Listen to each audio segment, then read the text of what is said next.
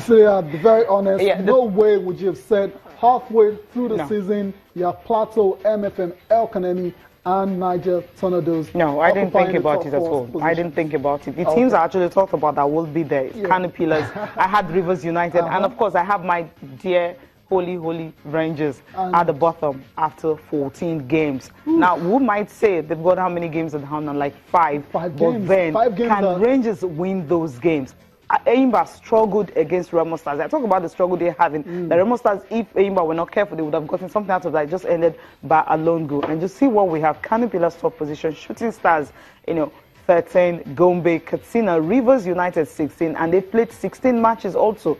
They've got just 3, that they haven't played, and they're on 21 points. So Rivers United, Rangers, and Kano Pillars and Enyimba, those are the teams I felt, the middle of the season, will have them in top 4. But right now, it's disappointing. But Plateau United, MFM, El Kanemi Warriors, those 3 teams, there's no way they will not finish in the first half. I mean, if they can't finish in top 4, well, then they're going to be the top 10 at the end of the season.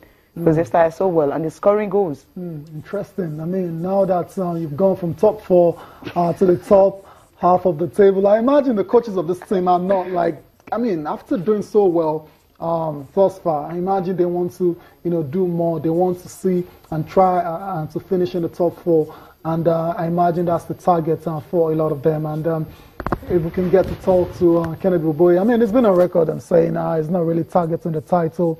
But compare that to someone like Fidelis Lechukwu, who has come out to set the target. If we don't win the title, we want to be in the top 4. So he has seen the way the players are playing. You remember we spoke to him on this program, I think 2 weeks ago, when he says, when he considered that 4 goals away from home, he said he wasn't going to show off the defense. He's not getting new players or anything. He feels his boys can do it. And I asked the question, when the FA Cup starts, would they have that run? The Federation Cup starts, would they have that same run? Because you're having the same players. Although the way Nigeria's FA Cup is spaced, most times you can easily, have time for your league games and also the Federation's Cup games. But then you obviously want to, beef up a little bit of the defense, because I think that's the department they're really lacking. Okay.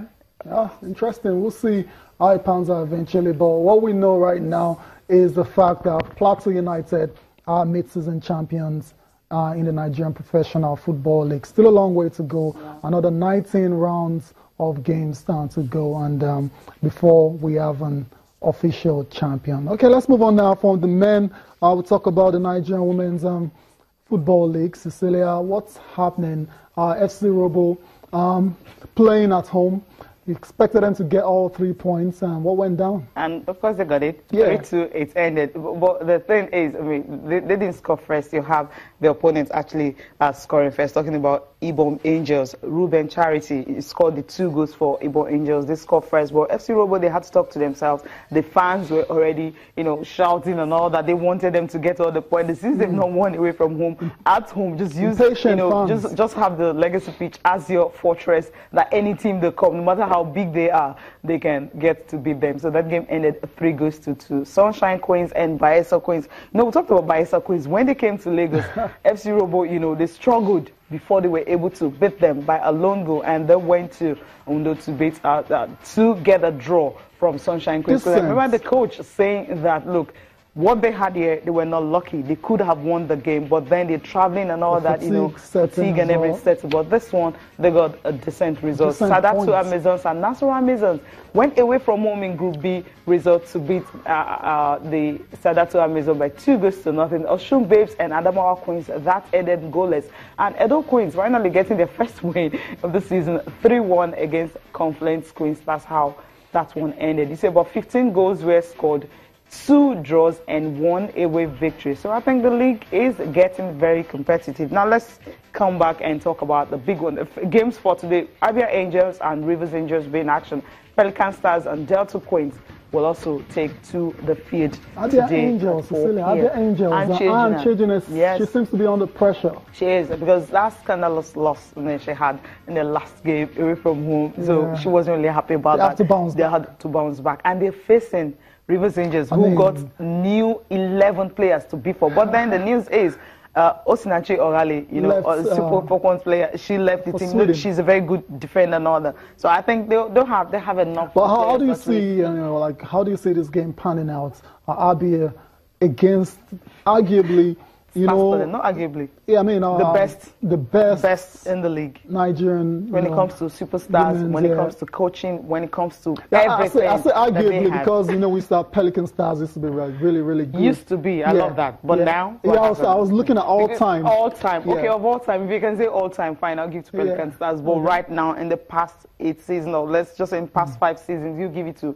Rivers Angels, especially the way they're being managed and all that. I think you just have to give it to them. But then we'll talk about the one of what happened in Lagos at the Legacy pitch at the National Stadium, Surulere, where you have, you know, some of these girls actually coming out to play. That's how they got the first goal, and the goalkeeper was furious because she didn't expect that to come. But then I trust the FC Robo, they were able to get that. And then the second goal came in just like a fluke. I mean, Rashida, she just, I mean, it all went and all. She also, she was living, she wasn't happy. And then the third, because they're just coming in. But then they had the time, you know, to actually, you know, pull one back. But then Monday Gifts, you know, she also was on score sheet. Rashida Ajibade was also on score sheet, her second goal of the season. Same with Monday Gifts, also her second goal of the season.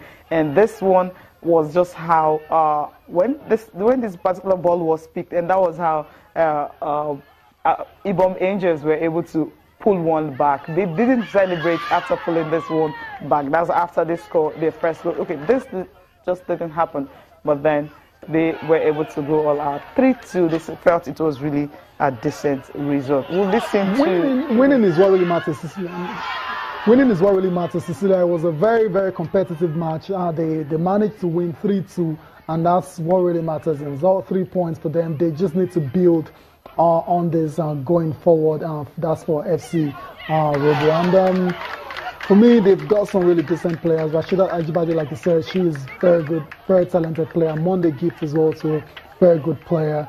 And very interesting to see how they finish the season. Perhaps they might need to get in new players as well. Yeah, they need to do that. And interestingly, Azizat Ashola was actually there to watch the girls play. Former, right? Former player. Yeah. And you know, we'll go for a break now. We'll come out, get to listen to her, and also reactions from the Ibom Angels and also the FC Robo players in Couch.